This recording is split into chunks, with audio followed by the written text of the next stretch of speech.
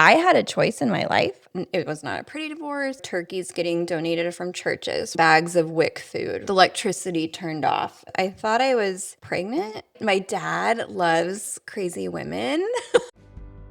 Welcome to the Breadcrumb Effect podcast, where we interview interesting people with a story to tell And share what breadcrumbs they've picked up along the way. I'm Dani. And I'm Brittany. Welcome to the Breadcrumb Effect. Welcome to the Breadcrumb Effect.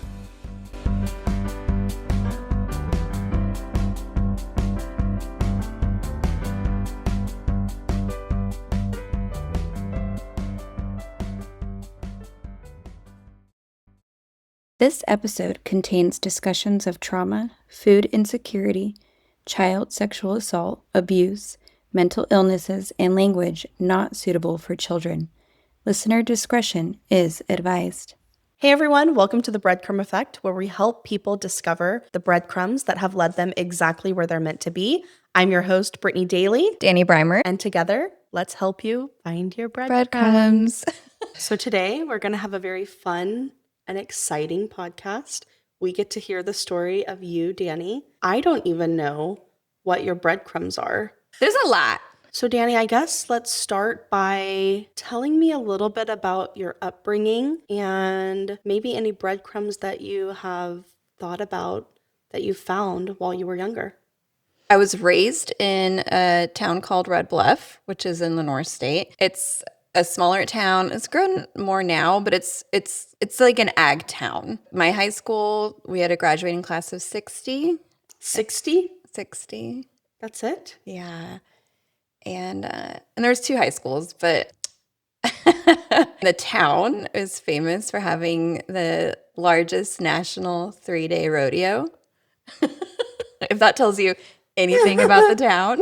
I love it. There's a whole culture around it. It's really fun. And I like, even as an adult, being able to take the girls to rodeos because that was such a big part of being raised there. Mm-hmm. Like even in high school, I would earn money by painting fences, feeding horses. What brought you to Texas? I moved to Texas when I was like 19 or 20, and I actually moved to Texas with the boyfriend I had in high school. And I had one boyfriend throughout all of high school. And when I look back on that time, I wish I had a better view of my own self-worth, that I could choose my happiness or decide how my life would unfold. But I think what that relationship brought to me was a sense of stability that I needed at that time because my parents got divorced when I was 13. So I was just a freshman, and it was not a pretty divorce like a lot of divorces are. And I felt like I needed to grow up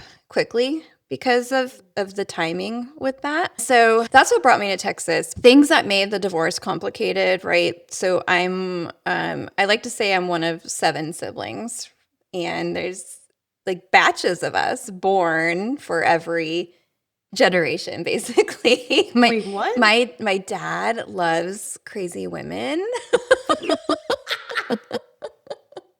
If that's any indication about our family. I love my family. We have the best family. We always have a good time. We laugh loud. We joke. We will always be there for each other. But we also recognize our craziness too. Like there's no way we can get into everything today, and we won't, but things will get revealed here and there. But yeah, so my older brother and sister, 11, 12 years older than me, born in the 70s. And then my brother and I, we were born in the 80s, so we have a different mom. My dad, when he divorced my mom, was with Cindy, who was my stepmom, and she already had 2 young kids. They were, I think, 2 and 3 when they got married. So my dad raised them, essentially, right? And so I think of them as my younger brother and sister, too. And then maybe it was 2005. Dude, I don't know how old my brother is. It's probably like 20 or 21 when he was born. Because that was an interesting time, too, because he was out of Cindy and my dad's relationship, right? So another half-brother. But we Your also... stepmom's name is Cindy? Yeah. My stepmom's name is Cindy. Oh, Breadcrumb. Yeah. And you have a brother named Josh? Yeah. And I have a brother named Josh. That's right. Yes. Weird. Yeah. More not parallels. Maybe these are just very common names. Everybody's like, yeah, my stepmom's named 72, and I also have a brother named Josh. So But yeah, I was 21. I was already living in Texas. And honestly, when I found out that they were pregnant, I was like mad. I was going through a time where I wasn't speaking to my dad. I think we went like 5 years without speaking. Oh, And I remember just being so mad because I was broke. I could barely pay for bananas and gas. And I was living out here in Texas on my own, but I didn't want to go back. I truly, we talk about breadcrumbs, right? Listen to my gut.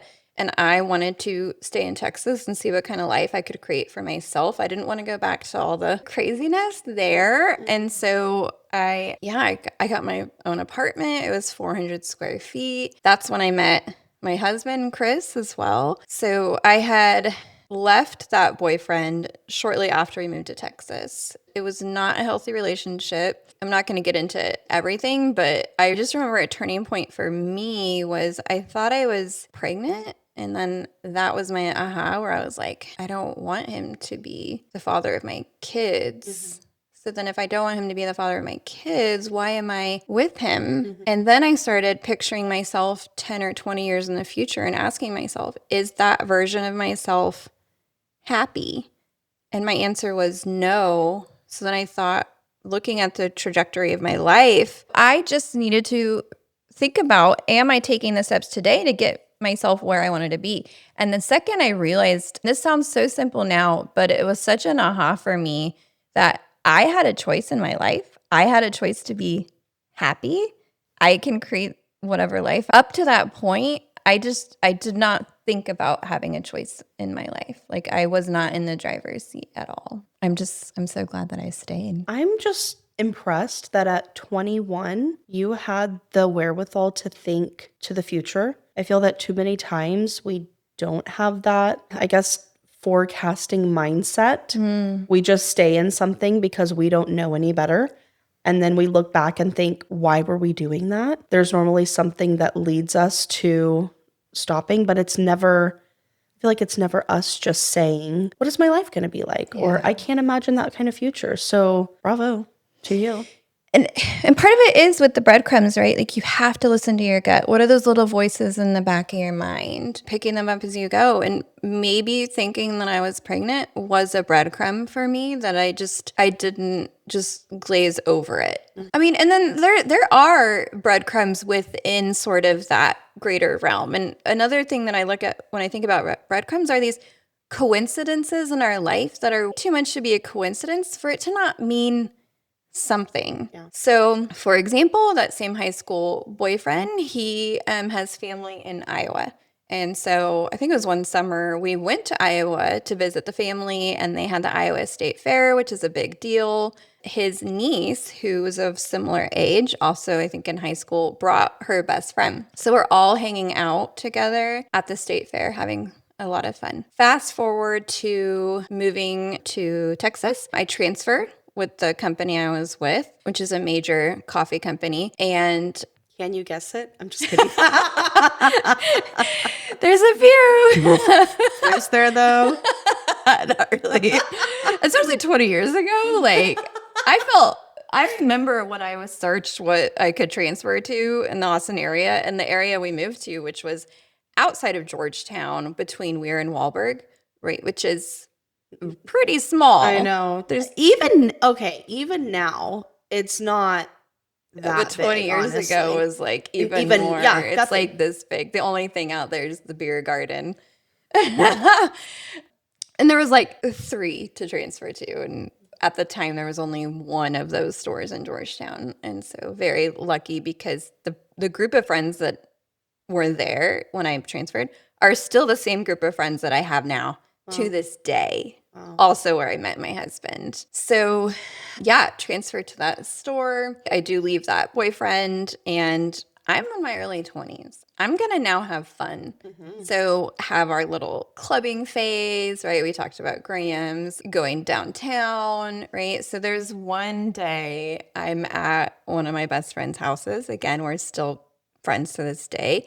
And we're getting ready to go to the club. And in walks Jody, who I met in Iowa. And I was like, I met you in Iowa. What are you doing here in Texas? This is weird.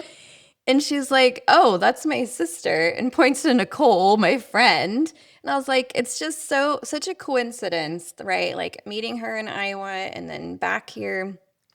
And Especially because you were in California yeah, when you yeah, met her. it's really weird. Yeah, that is a breadcrumb moment, Right? if there Yeah. ever was one. Yeah. And y'all So, are still friends. Wait, and one thing I don't think that you mentioned to everyone is that Nicole was one of your friends that you hung out, like one of your BFF yeah. with another girl that y'all are still really good friends to this day.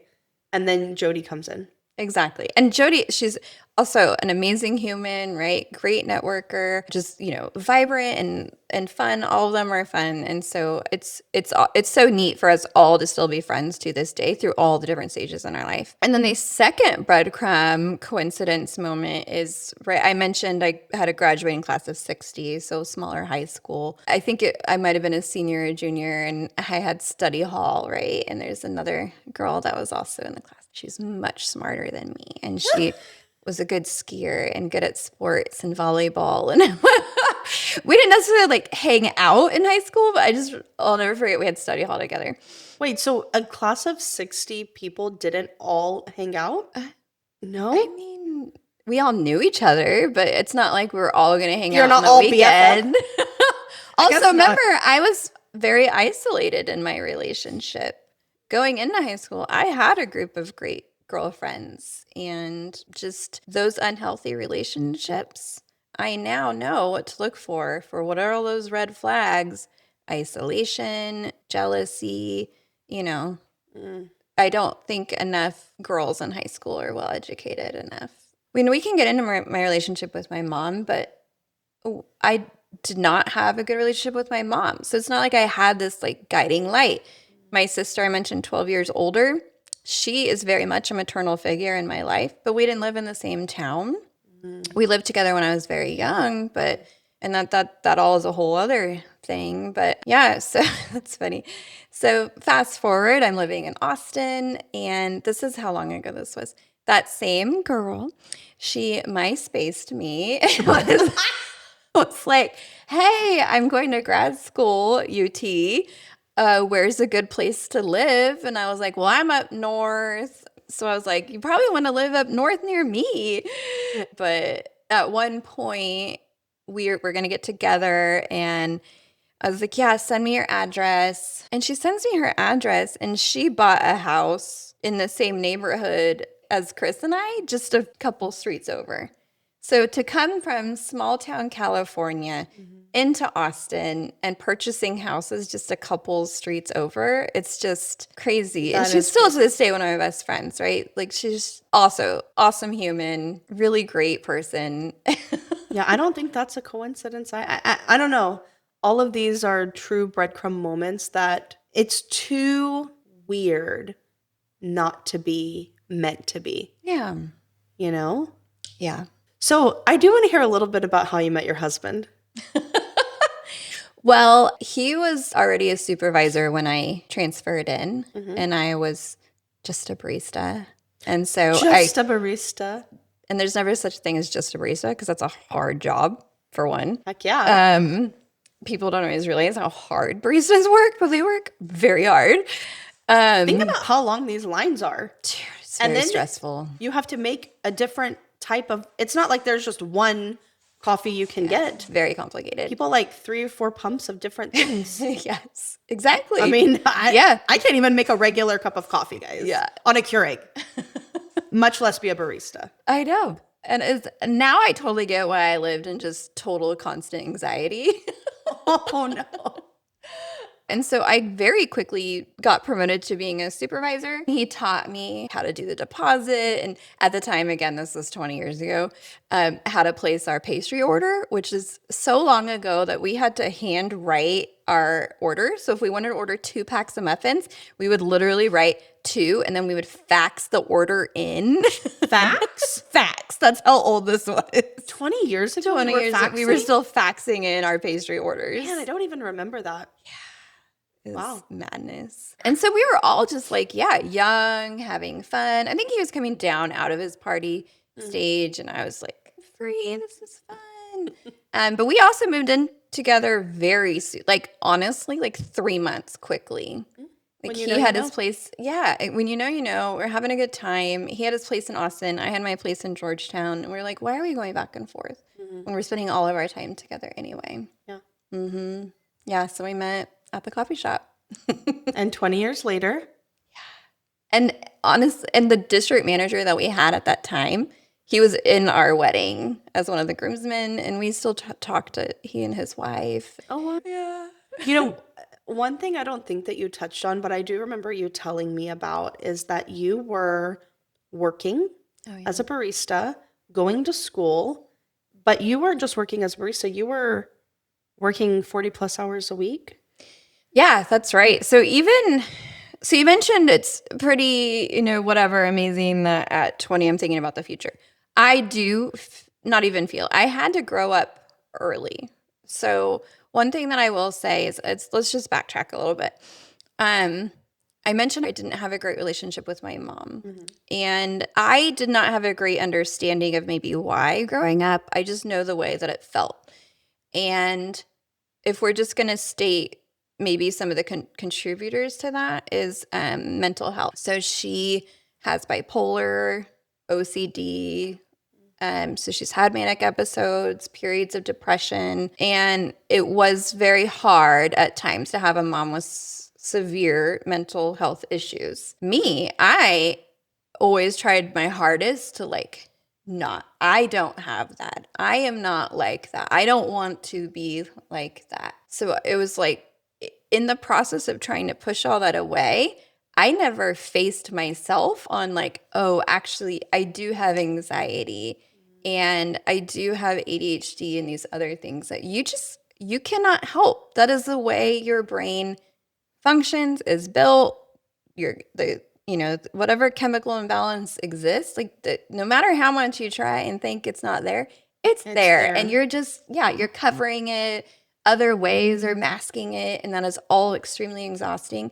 None of that came out for me until I started having kids, but we can get to that too. So with that, growing up early, right, in high school, after my parents divorced and my mom just trying to make ends meet, and we lived paycheck to paycheck, and there were times I remember turkeys getting donated from churches for Thanksgiving or just bringing home bags of WIC food, right? Would get the electricity turned off. And I have a memory in high school, right? Like, I want to blow dry my hair. I want to look good in high school. We don't have electricity. How am I going to blow dry my hair? So I have a memory of walking down to the hardware store. I don't know why we paid our bill at the hardware store, but Different times. different times. Weird. I remember walking down there to pay the bill just so I could blow dry my hair. Right. So it's In high school. in high school. Yeah. Yeah. And then that was why it was so easy for me to leave and move out. So at 17, I just stopped coming home. So I essentially moved out at 17. And there wasn't always a question of like, when are you coming home? And I think it was just, I was out of her hair and it was probably easier that way. Yeah.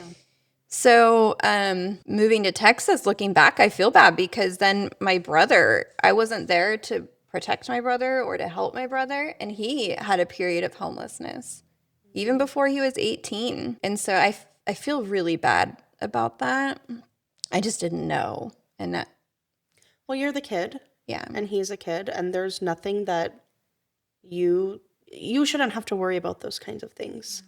So I don't want you to feel bad about that. Yeah. And we were as kids, and I think this is why my siblings and I were all so close, is because there are periods where we had to grow up quickly. So I mentioned my sister is a maternal figure. They helped raise us in so many ways. And then growing up, I thought that was just totally normal. But looking back, I'm like, that's kids raising kids. Yeah. It feels good to hear my dad say, like, wow, I made some selfish choices. And he's apologized and he's felt bad. And I've had conversations with my mom about like these memories that I had that are pretty traumatic, hearing the words of like, that's my biggest regret. And for me, after having kids, being understanding about it, because it is hard raising kids. and they sometimes bring out the worst in you, and especially in the younger years. And so I have a lot more understanding. I'm glad you said that because I was wondering how your relationship with your mom is now. Because I think that, especially like when we grew up or when they grew up, times were different. Yeah. We talk about mental health so freely now, but that was not something that anyone ever talked about. No one went to a therapist. Yeah. No one understood mental health or postpartum depression or anything like that. And raising children, it's very hard. Yeah. And if you don't have the support, when they say it takes a village, I think that it truly does take a village. And if you don't have that support, of course you might fall into some sort of depression or manic episode. And as a kid, that's not the burden that you should bear. It's not the kid's fault at all. But as an adult, we can look back and think they were trying. Yeah. And I do remember her seeking help or being on Paxil. And I'm just going to say we like several generations of mental health where it was my grandpa who would go on and off medication, but his parents never were medicated, right? And you go back even further, it's like that was not. And we talk about generational trauma, and that absolutely exists. And I do believe my mom, because I remember her using the words like, I'm going to break this generational curse. Except she didn't quite get there all the way. Yeah. And every generation you try a little bit better. And even with my kids, I was like when I found out I was pregnant, especially with a girl, I just started bawling because I didn't really know at the time what a relationship with a girl would look like and what that mother-daughter relationship should be. But the second I saw Amelia's face, like all of those worries went away, and it just was very instinctual of like, okay, no, I've got this. But I was telling myself like, okay, I'm going to break these generational curses. And I'm not going to, go to those dark places. Except you can't always control it. And so me, everyone has to, if they're not taught those skills and tools, and if you're not asking for help, you have to self-teach. And so I was thankful to be in a place where I didn't start seeking help until I think I was 38 or 39. So I was very, I really probably should have been seeing a therapist all of this time. And I'm so thankful that I finally reached out and got help because then I could start establishing these tools because I do understand what rage feels like. And that's not fair for my daughters getting help for that. Not enough women, I think, admit that they understand what rage is or what are those signs leading up to that point. And then, I know I got that from my mom. I never knew I had it in me until I got to that point. And then even talking to my mom, right, her dad abused her, and then his mom abused him. So it's like these generations of just abuse. And it's, if you're not understanding and watching out for it and taking care of yourself and having a different set of tools, you're just going to keep passing it down. Right. Without knowing, without wanting to. I actually was watching a reel the other day, and it was talking about, there are not two types of ways to parent, but you are suppressing your emotions. And what it looks like is, the kid does something and you're like, okay, now stop it. Now don't do it. I told you, okay, don't. And you're angry, but you're acting quote unquote calm. And then all of a sudden you blow up because you're not expressing your emotions. But no one, people didn't teach us that. You were, if you're just calm, then everything will be okay. But how do you become calm when you're frustrated? And so to your point, I do think it's important to, number one, either get the help or find the tools, or like you said, now it's a little bit easier to self-teach, quote unquote, but getting the help that we need. I think that everyone needs help. No one is a perfect human, and we've all dealt with something in our lives, and we all need tools to help regulate our emotions. And I just want to also say, sorry, that you are an amazing mom. Every time you talk to the kids, you are so calm, so kind. I mean, they could be screaming and you're like, okay, girls, yes, what do you need? I'm like, oh my gosh. And then Ella does one little thing like, Ella, stop. And I'm like, oh my God. I need to channel my inner Dani. And I have moments, right? And it took a lot of work to get there. Doesn't It's not seem like it. that all the time. Every time I see it. Yeah, you ask the girls, they're probably going to be like, she's so mean. The other thing that I don't think we'll get into all of it today, I almost think it could probably be its own episode, is after I started getting help at 30 or 39, suppressed memories were surfacing. And things that I always kind of probably felt in my gut or knew, or I had a sense of uneasiness, were then explained. And I think one of the reasons my mom and I had a turbulent relationship was because I had a deep-rooted resentment towards her that I didn't really understand where it came from. And then realizing that a lot of that resentment was allowing me to be in situations where my grandpa sexually abused me when knowing there was a history of that with another family member. And now I kind of want to reach out because my aunt is passed on. Mhm. And again, I feel like it should be its own episode. They cut ties with the family. That was before things started surfacing for me. And I kind of want to reach out to be like, I believe your mom now, but I would like to at some point maybe bring in some sort of expert where we can touch on this subject because it is unfortunately so prevalent and such an issue even still. So I think a lot of my resentment came from the fact of so many people knew who the type of human this person was, and yet we still were sent there in summers to work on their freaking compound. Alone? My brother and I, yeah, we would go I just wouldn't send my daughters to stay at somebody's house. When you know. But I think the family they might have known the truth, but they never wanted to admit it. It was one of those, right? Oh, well, there's a way to know. Well, that's the problem. I know. People don't ever want to believe. Exactly. It's easier not to. It's easier not to, but what a tragedy for whoever has to bear the brunt. Next. Yeah. Yeah. I mean, wouldn't you rather be safe with your children than not you always believe joke something? it off oh, that's just how they joke, or they're just a little handsy. Everyone kind of has that weird uncle. I know. Right? Every family member has that. Yeah. Oh, don't sit on so-and-so's lap. Which right? is also disgusting. Gross. Why? Let's not normalize that. Why? Yeah. Why is that? Why do we all have that? I know. Exactly. It's fucking weird. It's disgusting. It's weird, and I don't like it. And I'm very glad that now people have boundaries and that we speak out and that we say that's not fucking okay. Yes.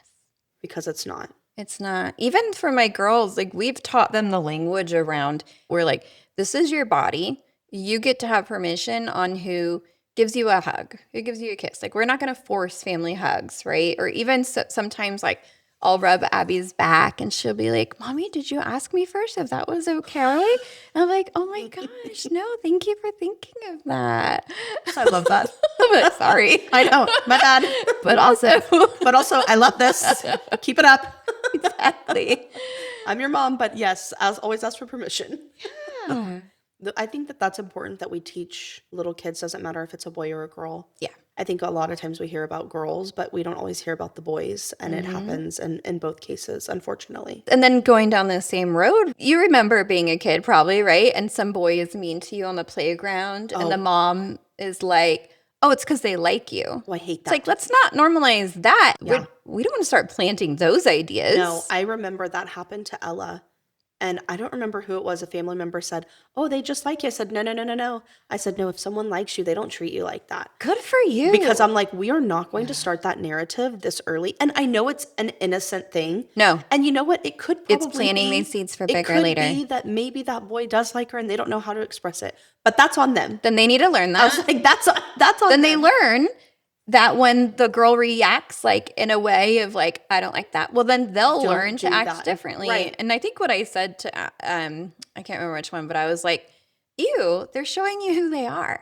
Yeah, good. Yeah. I don't know. I love that we are now able to say And sometimes you don't even think about that. Like, you don't think, like, I never thought about that until I had a daughter. I know. And then I'm like, no, we are not going to reinforce that. Or I'm not going to say things that maybe will make you feel uncomfortable. And we don't need to comment on how beautiful you are all the time. How about you're smart? How about you're intelligent? How about you're kind? How about you're trying? Yes. I mean, you are freaking beautiful, yes, but that's not the end all be all. I know. Okay, you've probably heard of this whole like male loneliness epidemic. And I say this kind of condescending because, okay, the population is like basically 50-50 male to female. So if it's a male loneliness epidemic, why aren't we calling it like a male female or just a female? Like females are fine. They're okay with this epidemic. It's the males that are like, eh. And they say a lot of it is probably derived from technology and not really having like these social connections. But I made a comment online where somebody was like, I think the Me Too movement's gone too far, that now guys are afraid to approach women. And I'm like, okay, there's a good way and a bad way to approach it. And I think my comment was something along the lines of, I don't know, I've really liked not getting catcalled the last 20 years or walking down the street and not having some guys slap me on the ass. Yeah. I'm like, how hard is it to be a decent human without you feeling like, oh, I can't get a woman the way I used to. Oh, by harassing us? Yeah, no, thank you. Okay, sorry, I know we're going off script. This is your interview, boo. Okay. So I know that we've talked a little bit about your past, and one thing that we haven't touched base on is your career. You've had a very lucrative career and have done a lot of really great things. So maybe tell us a little bit about that.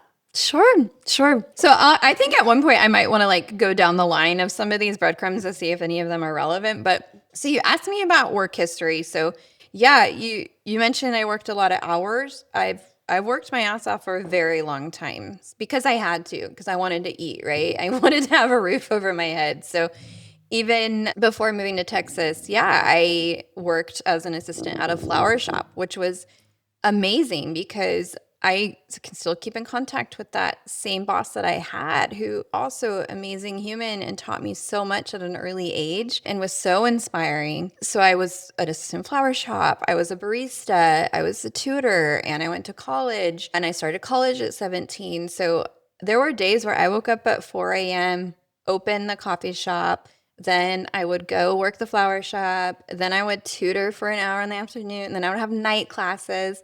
And it just like my days were filled like that for so many years. And then coming to Texas, I quickly became a store manager at the coffee shop pretty young. I think I was 21 or 22 when I was basically handed the keys to my first store as the store manager. So that was a really interesting time because here I am and young and leading people that are twice my age or older. So that came with its own set of learnings. And plus I was promoted, I would have been a little bit older because I was promoted in 2008, which is an interesting time to get promoted because people were losing their homes and losing their jobs and stores were closing. And then I had this dichotomy of emotion around that because that's also the same year I got promoted, which allowed us to at some point buy a house. And so I think Chris and I purchased our first house when we were 25. Wow. That's a big accomplishment. Yeah, which was awesome. And then going to college as a store manager. So I would work 40 plus hours, whatever you need to do to get the job done, right? And then I would commute down to Texas State in San Marcos. So you lived in, let's just say Georgetown. It was Round Rock at that time, okay, right on the border of like Pflugerville and Round Rock. And then commuted to freaking San Marcos. Yeah, and my store was at Brymer and Mopac. Okay. In Austin. Okay. Yeah. So but still, I would often open or do a mid, then go 2-3 days a week to San Marcos or have night classes. And so those were like easily 80-90 hour weeks. As a 21-year-old. Yeah, basically from the age of 21 to 28 was insane. Yeah, from like 2008, because I graduated college later, like 2012. And then that was the same year, I think Chris got his promotion to district manager, which was up in Dallas. And we went back and forth. Do we want to move to Dallas? do we want to chase this career? And I was like, we don't have kids. Like, let's just follow the career path. And I was able to get a transfer up there because we were still at the same company. I didn't know you lived in Dallas. Yeah, for like 7 or 8 years. We actually moved back to the Austin area December of 2019. So like shit. a little bit before we met you.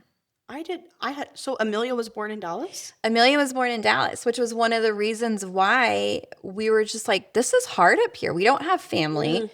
I became a district manager by the time I was 28. I was taking temporary roles as a district manager at first, right? So I had like 2 different districts at one point. So I think one was like 11 stores, another one was 13 stores. So he and I were both district managers at this point. Oh, wow. And then we had a baby. And so we were very busy.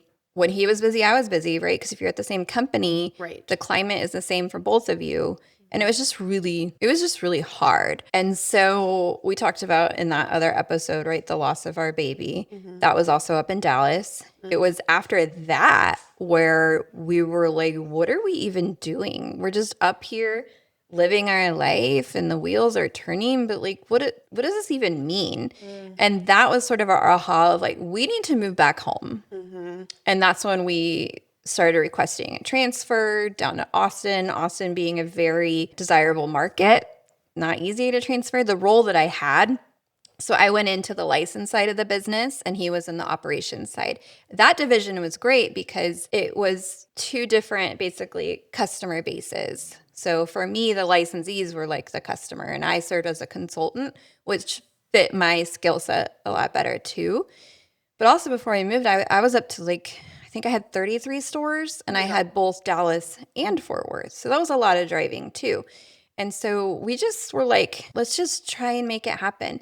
So many people did not agree with that. They didn't want us to. They felt like it was a career setback. But we have to remind ourselves a lot of that is through the lens of their own eyes of it's not in their benefit for us to move away. Yeah. But I think within around the move, Chris got a director limited assignment. And even that was like, okay, well, now the career progression is ramping up north. Do we want to feel like we're putting it on hold down here? Basically take a demotion. But we felt so strongly about moving, trusting our gut, listening to that little voice that, yeah, we are willing to take a demotion to move back. And the role that I was in, there was only 2 of those spots in Austin, and those folks weren't going anywhere. And I loved them, and they're great humans. I'm not even going to try for that.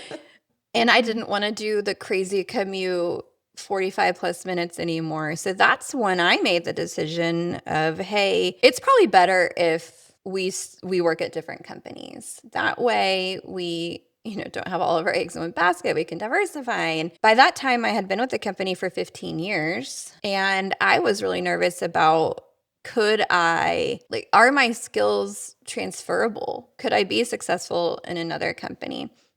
And then when we had already started building our house down here before I had even had a job lined up, but we had so much faith in this move that we were like, it's just gonna work out. It has to. So here we are, 2019, building a house, trying to transfer, knowing I'm gonna leave the company, and then we found out we were pregnant.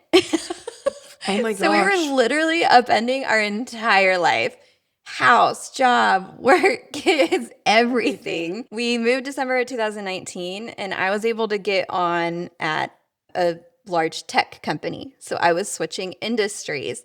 I think when it was all said and done, I interviewed for several different roles over, I think, like an 8-month period. And I think I had like 28 interviews by the end. But when we said we were going to move to Austin, I looked at the top companies in Austin to work for, and this company was coming up at the top of the list everywhere.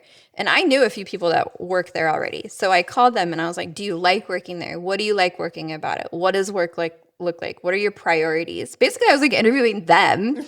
And then that's when I was like, yeah, this is definitely a company I want to work for. And it's so amazing the role that I landed in because it was around change management, which were skills that I was doing at all my other jobs. I just didn't know there was a name for it or a whole discipline. Like, people go to school for this. This is amazing. And that boss, who I'm still friends with today, really took a chance on me because I didn't have a degree in change management, but she saw something in me. I did well. It was great. I did a lot of amazing things, had a big impact at this tech company, which is a completely different industry than coffee. But at the end of the day, people are people. Exactly. You understand people, you can do anything. Yeah. Yes. So these are the breadcrumbs that you listen to your gut. We had no idea really why we were upending our lives. But if we hadn't, we would have been really struggling up in Dallas during COVID. Yeah. We had set our life up right at the right time for all of that to line up, which was amazing. Then he got a promotion and I had a global role. That's what I signed up for. It was great. Again, I love everybody that I worked with. I still talk to so many of them even to this day, but it was getting hard again. He was traveling a lot. I might be on the phone early or till 10 o'clock at night, right? Because you're talking to people in Singapore or Cork, Ireland, and he'd be traveling. And so now we have 2 kids and it's just hard. I think my turning point was when my mother-in-law said, I think you need a nanny. And I was like, I that doesn't sit right with me that we have daycare, we have elementary school, we have after school care, and then a nanny. And there were times and days where I wouldn't see the girls because they'd get up and go to school, and then I'd be in calls until bedtime, and then I'd get off my calls and they'd already be in bed. And that it just wasn't sitting right with me. And I get like a lot of people live that life and it's hard and you do what you need to do to earn what you need to earn. Yeah. But Chris and I kind of for fun always kept like this, what we called like our fuck it list. I love this. And one day I was having a particularly bad day. I can't remember why. Again, I was anxiety ridden, hadn't sought help yet. And he was just like, yeah, like, fuck it, we'll be fine. I was like, fuck it, could we? And I started running the numbers. I was doing the math and I was like, oh my gosh, I worked so hard on my career this whole long to step away from that. And he's like, it doesn't have to be stepping away. It's just like a pause. And I wrote like a whole manifesto. I went round and round and round for so long about like, this is going to be one of the hardest decisions in my life to walk away from this. And at the end of the day, putting my girls first, like they will never be the age they were. I will never get that time back. And to have those 2 years that I've had with them has been such an amazing gift. Yes, it was hard, but I don't regret it at all. And now my husband has been promoted again, and I feel lucky and privileged to be in a place where we can do this. It's enabling us to have amazing projects like what we're doing here, which is a different calling, which we know we've had an enormous amount of breadcrumbs that's led us to this. I realized my time away that I needed to channel my creative energy, right? When you're working crazy hours, it's taking all of your energy and all of your creativity. And I needed to channel it somewhere. And so reigniting my passion for writing. Even when I wrote that manifesto, when I left, I emailed that to people that I worked with on projects, touch points, people that inspired me, different leaders. And it was really neat to get the response back from that letter of like, Dani, you're a good writer. Or one was like, when you get on the New York Times bestseller list, I'm going to buy your book. Or people reached out that were like, I've been thinking about being a stay-at-home mom. Thank you. And now you gave me the courage to do that. Or I've been thinking about moving back to India and I'm going to do it now. Like to think like how many lives you can change just by sharing your own story. And that's why I think this podcast is going to be great, not just for us, but whose ever life that we can touch in that way, I think is going to be amazing. I agree. Woo, that was a lot.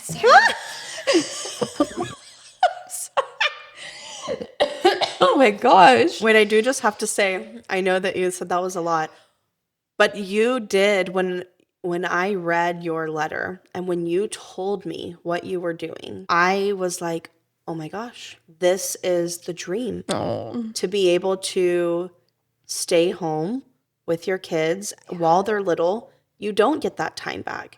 And again, like you said, it is a privilege. Not everyone can do that. But it is a privilege, and at the same time, it's also very hard to walk away from a lucrative career when that's all we've known is how to work, how to climb the ladder, how to do bigger and better things, and to understand that I can walk away from this and I can have the ability to put my family first, that is commemorable. And I think, thank you. I think this happened for a lot of people during COVID. Is priorities shifted and we realized how important family is and loved ones and centering ourselves. And like so many, that was a period of time when I started getting help. A lot of people reached out for help during that time. It's no longer about what you can do because it's about like what you're going to do and what you need to do for yourself. I was going for promotions when like they were shocked when I gave notice. And it's partially because like I will always give it my all wherever I'm at. And I gave like a several month notice when I left, which was good and bad in a lot of ways. It was good because then I could set people up and really feel like I was walking away well. But then it became like the longest goodbye, which was really hard. I was like, okay. So I like mentally and emotionally prepare for that. But it was no longer about what I could do. I know I could do this. I know I could be a great manager. I've proven that. Yeah. It meant more for me to be a good mom at that time and put that back into our family. And like as a feminist, I was like, oh my gosh, this is like my inner feminist was really struggling with this. But then it's like, no, I'm empowering myself. I'm showing that the girls, right? Like I thought it was an amazing feminist move to get hired on at a tech company as pregnant as I was. Yeah. To switch careers when pregnant, that is risky. Very. That was a hard phone call to be like, thank you for the job. Oh, by the way, I'm having a baby. Then on the opposite end, thank you for the job. Oh, by the way, I'm leaving. 4 years later. 4 years later is a while, though. You just don't know. That's fine. Yeah. You just don't know. But I like how you said the feminist in me, but I feel like now we're kind of not reverting, but like we realize that some trad wife tendencies are cool again. You're like baking bread. I know. I'm like, my real dream is to be a trad wife, but I would be the worst one. I don't cook. I don't clean. I can't bake a bread. I don't know how to do a sourdough. I don't know how to garden. I can't keep one plant alive. But my mind wants to. You need to get to the point where you hire people.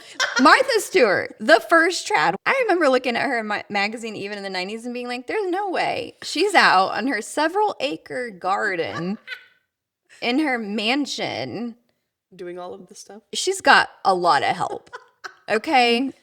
I'm going to focus on keeping one plant alive. This is not it. This is not it. It is fake for a reason. But we're going to get a real one next time. I'm in our bread. Hello? Okay. So one of the breadcrumbs for me that was such an affirmation after I left is, so while I was still at the tech company, I had started my Bookstagram account, which was on a random whim, reading late one night, not having a bookmark near me. I'm looking around to see what could I use as a bookmark, as we often do. All there was near me, because I'm not getting up, I pulled off the dry clean only tag of my comforter and I shoved that in my book. And I was like, dry clean only, that's funny. I should start an Instagram account of all my funny bookmarks, like a shoe or like random things. Oh, yeah. I was like, receipts. I always have receipts. Right? And so I was like, there's an account for every weird thing. I'll start this. Okay, so I did my first post, dry clean only, funny, huh? And so many people start welcoming me. Welcome, welcome, welcome. I'm like, what are they welcoming me to? Like, I've been on Instagram. I know what it is. And they're like, welcome to Bookstagram. I had no idea Bookstagram was a thing. And this was 2.5 years ago now. And I was like, Bookstagram, and I go down that hole. And I'm an outsider at this point. And I'm like, wow, some of these people have these amazing accounts. And like, they're basically documenting their reading journey. And then from there, getting to know writers and being like, and then listening to the voice in the back of my head of like, wow, they're living the life that I've always wanted to do or try. Like, that's amazing. And a whole industry of self-publishing and people carving their own path. That's so amazing. And then from there, starting the Texas Bookstagram network, getting to know more readers, editors, writers, booksellers, and that just growing. Again, early in starting the Bookstagram, Chris and he had a work trip up in Dallas. I'm like, yeah, I'm going to go with you while you're in your meeting. I'm going to go visit this bookstore, get some content. And I walk in, it was a week before I gave him notice. One of my work friends, again, still friends with her today, she lives in Ireland. She gifted me this lip balm that is this literary lip balm. She knows, we're both readers. And on it was Dorian Gray. And she was like, because you look so young, like you don't age, which is like the whole premise of Dorian Gray. So it was like this literary lip balm of Dorian Gray. Awesome. She gifted it to me at Tech. Like I'll never forget. We're at the hotel, whatever. Fast forward, going to that bookstore up in Dallas, and I walk in, and there on the shelf is the book of the Dorian Gray book. And I'm like, oh my gosh, I have to get that book. And I look up and there's these beautiful bookmarks over it. And I grab it and they say handmade in Cork, Ireland. Well, that's where she lives, is in Cork. And I was like, that is a sign. Wow. These picking up these breadcrumbs. You didn't know it was a breadcrumb at the time. No, but I'm like, I'm doing what I should be doing. Yeah. It's leading you to here. And look at you now. Now you're having a podcast, writing a book. Yeah. You're at how many 68,000? 69,000? As of yesterday, I was at 67,000 words, which is so funny because I was like, 6'7". Did you make a TikTok for that? You should have. I think I posted on Instagram or something. I should. That is a big one. Yeah, so that's a big one. Another one that had to do with work too is, right, so Chris and I, big campers, we love camping. So when we had kids, we decided to do the RV camping route just because it's easier camping with kids in an RV. I think Abby was still a baby, probably not even 1. And Amelia was probably just turned 3. We're camping and you make friends with other campers as you do. And we're like drinking around the campfire and they have kids similar age and we're like vibing and I'm talking to a lady and I'm like, hey, where do you work? And she's like, oh, I'm in tech. I'm like, oh, I'm in tech. I was like, what do you do? And she's like, oh, nobody ever knows what I do. It's like being a project manager. I'm like, no, tell me. I work in project management and on projects. She's like, oh, well, I specialize in change management. I'm like, I do change management, which is a super specialized. The fact that we were both camping next to each other and doing the same role is so, it's a breadcrumb. Yeah, like 1 in a trillion. Yeah, it's a breadcrumb. And this all connects. So still talk to her today. Amazing. She's now like probably a director or some senior role within her tech company. Like she freaking rocks it. She's awesome. Come to find out, we have this Texas Bookstagram network. In there is an author. Instagram recommends friends. So I noticed that we have a mutual friend and it's her, the same Sharon. I know. And so it's Adrienne Hale who does romance, she is so good at what she does, right? She's done hockey romance. And so Sharon reads her books before they come out too. And it's like we have another connecting point, breadcrumb. I didn't know this breadcrumb. Pretty awesome, Mom. Also, the fact that you're just making random friends with someone at a campfire. That's also something I would never do. In a forest? You don't make random friends in a forest? Yeah, what if they murder me? Everyone's out to murder me, basically. Yeah. Again, I come from a small town. Like, I am more comfortable out in the country in an orchard or in a field than I am in, like, the downtown of a city. No, for real. We would go party in an orchard. I'm like, we don't have orchards here. That's So I'm true. like, oh, an orchard. Let's go pick some apples. I don't know why I had an accent there. Oh, yeah. That is so funny. That's a big one. Mm-hmm. Oh, this is fun. I know. We've it's had a so lot of great. breadcrumbs. Lots. And then you have had so many breadcrumbs that have happened. I know we don't have to get into it now, but like just through your writing journey lately. Oh, yeah. I feel honestly in the past 2 months, there have been so many breadcrumbs that it's like uncanny how many breadcrumbs there have been. It's so true. In fact, as you're talking, I just realized that there was another one that I need to write down. And there have been so many breadcrumbs writing this book that I've started a whole list. And I think what we'll probably do is a whole episode on this book alone, where maybe you interview me about the book and even as I'm writing the book, I'm writing about writing the book because of all of these either approaches or things that I've learned or about writing or the breadcrumbs. And So you're writing 2 books, basically. I mean, that's what it sounds like. guess, yes. This is Dani in a nutshell. I can't just write one book. She will always have multiple jobs, multiple roles. And even though you are quote unquote not working, I feel like you are working more than maybe ever before. But it's fun and energizing because it's in the creative space. And yes, right? Like I have 28 book ideas. Do I want to do all of them right now? Yes. Realizing that I need to prioritize. Even when we talked about doing the podcast, I was like, I think I want to do like one and the other. But then you were like, why can't you do both? And I was like, why can't I do both? So you did this. So I made you write more than one book. Okay. You can put me in the forward.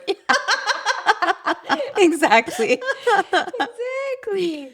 Okay, one thing you mentioned your friend from Ireland. Yeah. And I remember, I don't think it was from this, but I feel like it was part of that by your Instagram. You had gotten a tattoo, and I want to hear a little bit more about the meaning behind the tattoo. Okay, this is pretty cool. And again, I'm going to share something about that network too before I share about the tattoo. But so also within, this is another breadcrumb, within that Texas in the Bookstagram network, my neighbor who's noting novels has a Bookstagram, and she and I, we went to a book event, and there were other Bookstagrammers that I recognized their faces, where I was like, oh my gosh, Dylan and Ellis and Shaylee. Of course, I introduced myself. Again, I meet people in a forest around a campfire. And so then just connecting with them in person. And so Shaylee, turns out, has kids of similar age. We have similar interests, Bookstagram. She was already writing her book, several books under her belt. And I was like, wow, that's so inspiring. So she's somebody that's also inspired me and continues to encourage me in the writing journey. And I think when we met, she probably has like, I don't know, like 67,000 followers or something. Like she's doing so well. And I think she might have started her account during COVID or before COVID. I don't know. But we have another breadcrumb in that she is friends with another one of my neighbors, like just a few houses down, and she lives out past Georgetown. Mm-hmm. So it's again this full circle loop of just it all connects. Everything connects. Everything that you have done has led you exactly where you're meant to be. Yes. And now you can look back and say, wow, this is, I know we were talking to Dr. Kell, and your guides are telling you that, hey, you're in the right spot. You're doing what you're supposed to be doing. Keep doing it. Don't give up, even though it might be a little hard. Even though it might be a little hard. Sometimes you think like, what am I risking? But are you risking more in not doing that? And how you have to listen to your body. Is this torture not due to that? And it starts with like a whisper, that thing in the back of your mind. Okay, well, what if?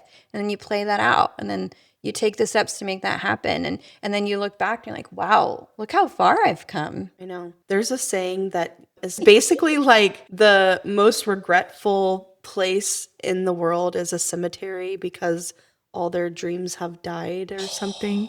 I think about that. And you don't want to, like, I don't want to get to my deathbed and think like, oh, I should have done X, Y, Z. I know. I want to think, I lived a fun, amazing life with friends and family, and I did what I wanted to do. Fuck society. Exactly. Fuck it. Have a fuck it list and then do it. One of my favorite quotes, which I read on a tea packet, was, what would you do if you weren't afraid? Oh, this is a good one. Let's ask our friends. Let's pose this question because I really want to know, what would people do if they weren't afraid? Mm-hmm. This is good. Write that down. Yeah, I should. Yeah. So you asked about my tattoo, and this also all Can you connects. show the people? Yes. So, shoot. My tattoo here, which is done by my friend and neighbor, Aurora, is her brother-in-law. Oh, cool. What it says is, she lived, so I live. And what that comes from is, a while back, when my grandma passed away. She was like the matriarch of our family. She meant so much to so many people, and she always made whoever she was around feel so special. And when I found out she passed, I was driving home from work, and I just kept thinking, man, like she lived just this amazing life. She was such an amazing human, such a great person. She lived this life. I should live this life. So I kept saying this mantra over and over to myself on the way home. She lived, so I live. She lived, so I live. She lived, so I live. And I was like, there's so much power in that statement because, well, it's like a fact. And it's like a fact and a fact. And I called my sister and I said that to her. I was like, she lived, so we live. So we must live this life. And so she's like, we should get that tattoo. And I was like, I'm not ready for a tattoo yet. Why don't you go get it? And so she got it right here. And it's really cool because hers is where the she lived is the old typewriter font. And then the second part of hers, so I lived, is more of like a modern font. So it's like an ode to her generation and our generation. Oh, I love that. Yeah. And so then I was ready for it. I wanted to get it. It's going through all these changes in my life and making these choices to live a life that I want to live. I felt like it was time for that tattoo. And so my grandma, my brother, and my dad all have the exact same handwriting. It's really weird, like exact. Your grandma, your brother, and your dad? Mm-hmm. Oh, wow. So I wanted it in my grandma's handwriting. And so I had my dad handwrite it. So it's in my grandma's handwriting. I know. I love that. And I did it on my right arm because it is my creative arm. My creative energy flows through this arm and I create with this arm. And so that's the meaning behind my tattoo. That's beautiful. I love that. You know, if I ever got a tattoo, I'm scared. I don't want a needle poking me. No, I enjoyed it. What else do you enjoy?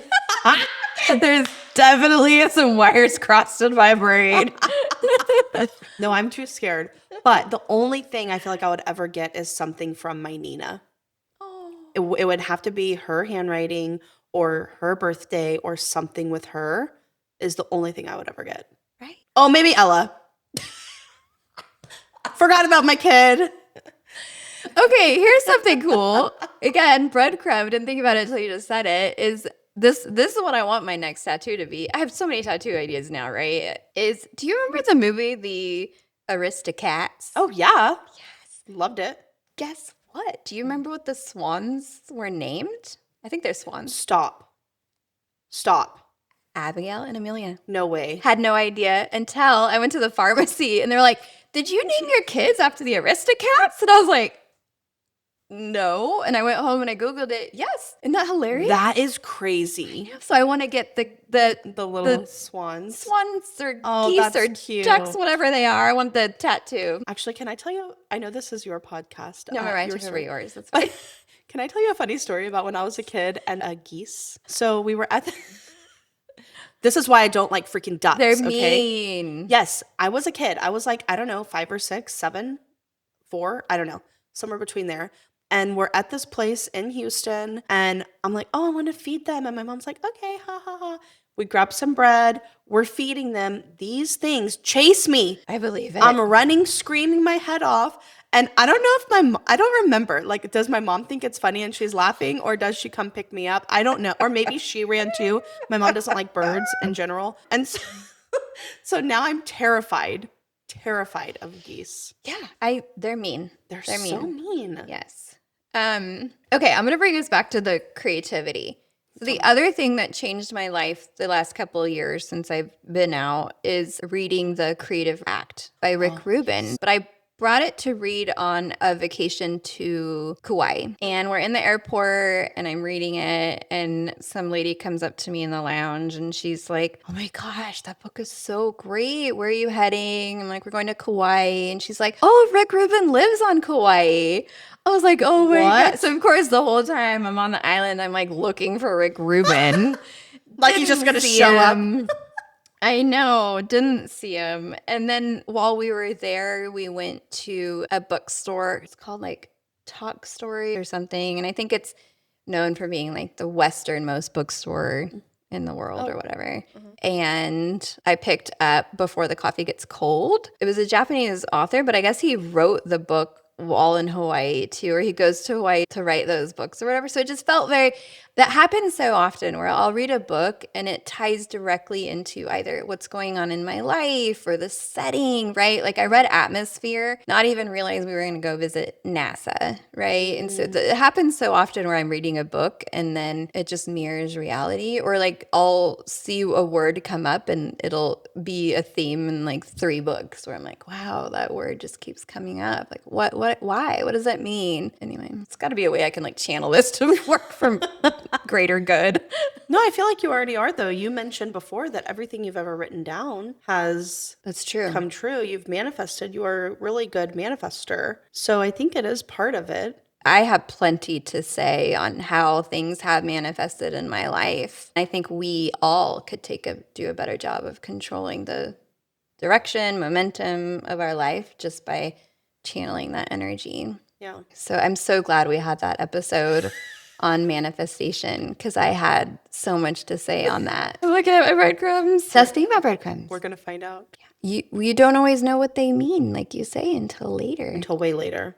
You know, sometimes you're like, this is a breadcrumb. I don't know what it means yet. Yeah. And then sometimes you're like, what the fuck is this? Exactly. Yeah. And so even the writing of my book, again, we'll probably have a whole episode on that, but there's been so many times where I'll write a scene and then that scene will come true in reality. So I had that thought before it happened, right? Like you think about Handmaid's Tale. The thing about Handmaid's Tale is... Handmaid's Tale freaks me the fuck out. Dude, Margaret Atwood, the thing that I love and hate about the book at the same time is the fact that, and she's even said this, nothing that I wrote about is new. I know. It's all already happened before. I know. And it can happen again and is happening again in a lot of ways. I know. Anyways. I know. Oh my God. Yeah, so in the book, there's just a lot of things that are, I'll read about it or I will need a certain scene and I'll write it in and then come to find out that that place exists and oh, perfect. That's the perfect location. Even some of your like names and stuff have been breadcrumbs. I know we're going to talk about it later. So I know that you asked me this, so I have to ask you, what is the best advice you've ever gotten and the worst advice you've ever gotten? I know. I love this question because I've got some good answers on these. So I've received a lot of advice, as we do in our careers. So I first I'm going to say that it's important for us to take what you feel is best. It's important to hear it from different angles, but know that a lot of the advice that people give you is through their lens, through their history and their view of you. And sometimes that advice isn't always in your best interest. Maybe sometimes it's in their best interest, right? Like when I've made major leaps and bounds, maybe not everybody wanted me to get a promotion because that meant I was leaving them behind, leaving one company to another. Of course, people are happy for you, but also when they're not, sometimes it's selfishly because they want you to stick around because it's in their best interest. So I'm going to start with the worst advice I ever got. If I had to think back to early in my career, some of the things that were told to me that were just not good advice. One is that I should change my voice. Change your voice? Change my voice because if I look back and I think why, to him, it was probably maybe annoying. I'm in my early 20s. I'm in a leadership position. He probably felt like I needed to show up a certain way and maybe my tone. I'm a cheery person. I usually and yes, you are. Sometimes in some rooms that can probably be annoying. So for him, maybe that was his way of saying reel it back. I don't know. Maybe I could have asked better questions on what he meant. Maybe I could have asked better questions as a way to call him out on how that's not good advice. Yeah. Either way, it's ironic because here we are doing a podcast. So change your voice. Just kidding. Exactly. What the heck? It's weird. I know. And then the other one was I was pregnant as a district manager. It was a time-limited assignment, so there was an end date. So I was in transition both at work and at home. And this is with my first. I'll never forget, we were doing tours. We were in the car. He asked me, he was like, how do you expect to keep doing this role after you have a baby? And I could not even believe he asked me that. For one, it's probably like illegal on some level, but like I was like so offended, and I felt like I was answering for every woman everywhere, but I was like, I'm gonna do it like everyone else does. Right. And I couldn't even believe that that question would be asked, because of course I'm going to do it. And I did it. And women do it it was just such an old way of thinking Right. that he would even think that. Well, unfortunately, that still happens all the time. As women, we're like, oh, you're pregnant? How are you going to do How are you this? gonna Like, do that? what do you mean, how am I going to do it? Yeah. I'm going to do what I've been showing up, how I'm going to show up. Yeah. And what about my husband? Are you going to ask about that? No one ever asks about the husband. No, nobody asked Chris, how are you going to do it? Yeah. No. Which is such bullshit. Yes. And what's really cool, though, that came from that is, yes, I went back to my store and I was like, you know what? I didn't get that promotion. I'm going to go back to my store and just play it easy. I have a baby. Like, okay, maybe there was something to that. I'm not that person. I try so hard to be that person. No. Another opportunity revealed itself, and I took it, and I became a district manager while I had a baby at home. And then before we moved from the Dallas area back to Austin, I had 33 stores in my portfolio. I was on the license side of the business. I loved being a consultant on that side of the business. I loved that job.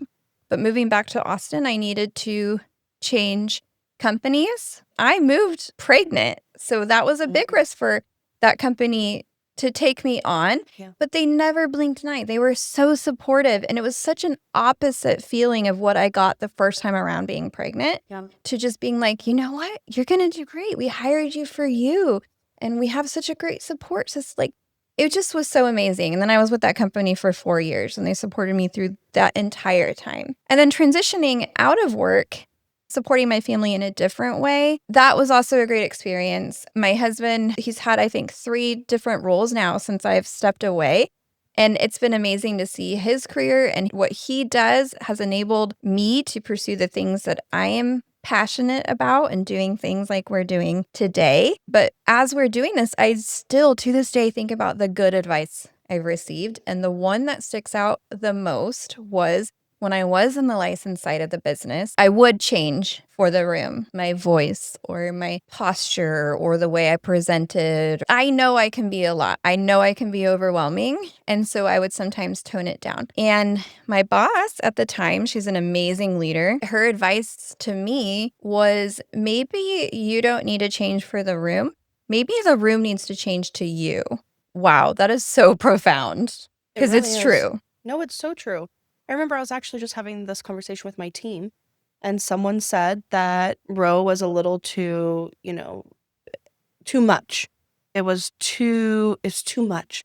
And I didn't feel the same way. I was like, this is a very important topic. This is something that we should be fired up about. This is something that people really need to hear. And if we are able to hear it and actually take the message that we're trying to convey, it's life-changing. And so, yeah, we don't need to change ourselves for others to fit their energy. That's true. And if we are too much for them, maybe they're not your audience, or they're not for you, or maybe that is a different tell on the relationship. Because, sometimes we are too much. And that's okay. And that's okay. I do have to ask, because, we when you got that advice to change your voice, which to me is so stupid, you were younger, 20s? Early 20s, yeah. So my question is, how did you overcome?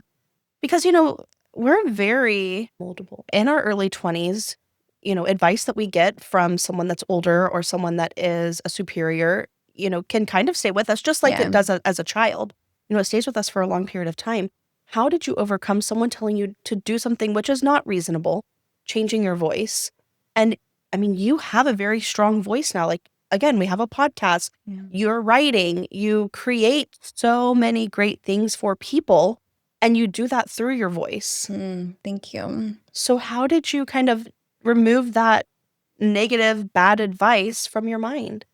Well, at the time I didn't. It made me very self-conscious. If I was talking on a conference call, I I would lower my voice to a lower tone, and I was probably thinking about it way too much than I ever did. And I think it also physically made me show up differently. I always wanted to be the most professionally dressed in the room.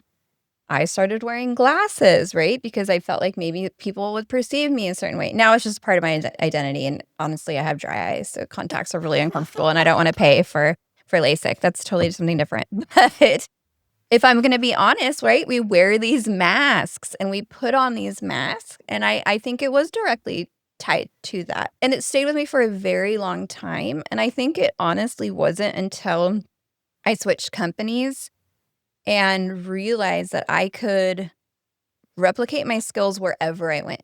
People are people, leaders are leaders. It honestly doesn't matter what you're doing, it's transferable. And having that courage to be able to test that, because I was at that other company for 15 years.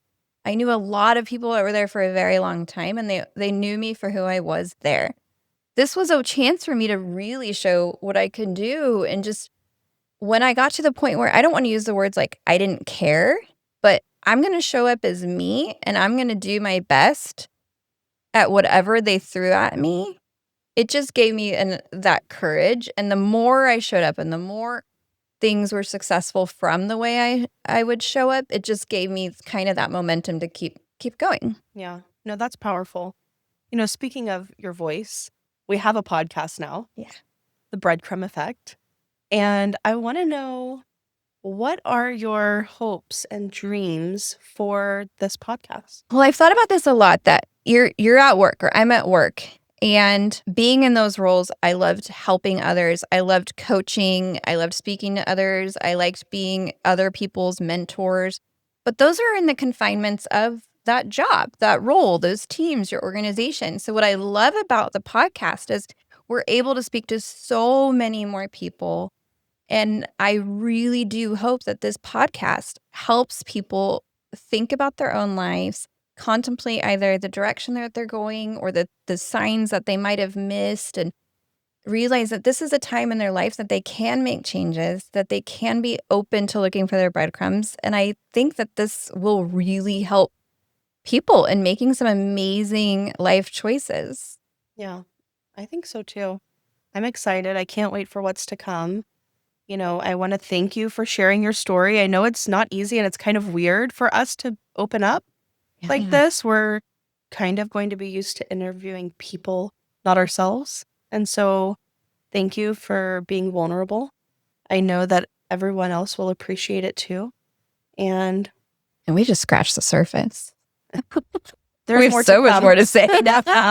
That's in later episodes. So guys, thank you for listening. And remember, go into your week and find your... Okay, sorry. Find. I keep wanting to say follow.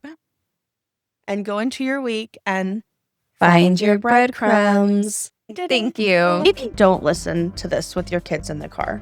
We may cuss. We may offend. We're here to learn and laugh, not to offend. We are not experts, so take what resonates and professional advice where needed. Thanks for hanging out with us today. If you've loved today's conversation, subscribe so you don't miss future episodes. Continue picking up the breadcrumbs by leaving us a review and sharing. Follow us on socials. We are at Instagram at The Breadcrumb Effect, TikTok at The Breadcrumb Effect Pod, and YouTube at The Breadcrumb Effect. Let us know your favorite episode or what you'd like to see. Want to be a guest or know someone with a story? Fill out our guest interest form linked in our bios. Finally, let us know if you found the hidden loaf. Until next time, keep picking up those breadcrumbs. They're leading you exactly where you're meant to be. Are you recording? It didn't do the ding like it normally does. So are we sure we're recording? So Dani? Oh my God, and the liquid. Okay. I'm glad you caught that, because I would have just kept pushing. Are you good? Okay. Are you good? Yeah, I'm good. Holy fuck, that's scary. Oh my God. That could have been really bad. That could have been so bad. Welcome to the Breadcrumb Effect, where we help people. Wait, I have a little. I like this. I forgot what it was. Help people discover the breadcrumbs. Discover. I keep wanting to say uncover. Yeah, but then undiscover comes out. Okay. Okay, that was a little I cheeky. can never remember if it's find or follow. follow. I But don't it's know. find, right? Like you're finding them. I think we said We also follow. follow. I think we said follow. I should probably pull them up. Let me think of what I even want to talk about. I guess I should have been more prepared. We're going to cut that out.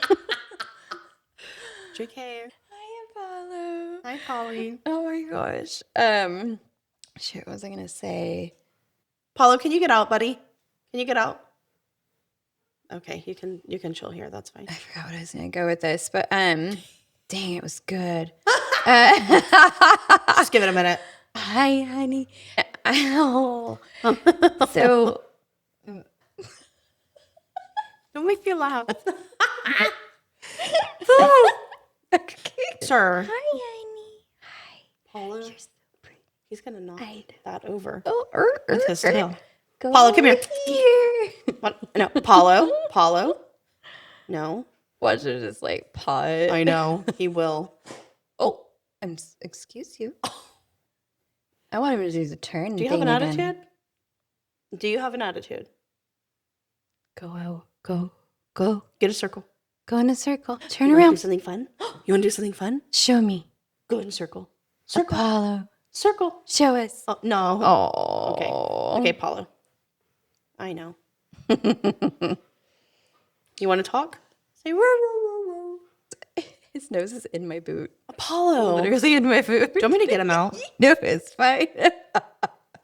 Buddy, I love you. So awesome. This episode contained a lot of heavy topics. We want to make sure to give you some resources in case you find that you need help yourself. So here are some resources for getting help in the U.S.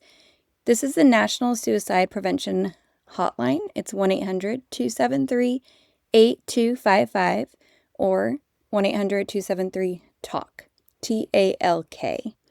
This is the National Domestic Violence Hotline, 1-800-799-7233 or 1-800-799-SAFE, S-A-F-E. Or you can text START, S-T-A-R-T, to 88788. You can also go to NAMI.org, which I believe stands for the National Alliance of Mental Illness. This provides a lot of mental health info and peer support through that NAMI website. If these resources aren't right for you, please reach out to a trusted person or a local health professional. Help is available. If you are in immediate danger, call 911 or your local emergency hotline. Stay safe, everyone. We love you.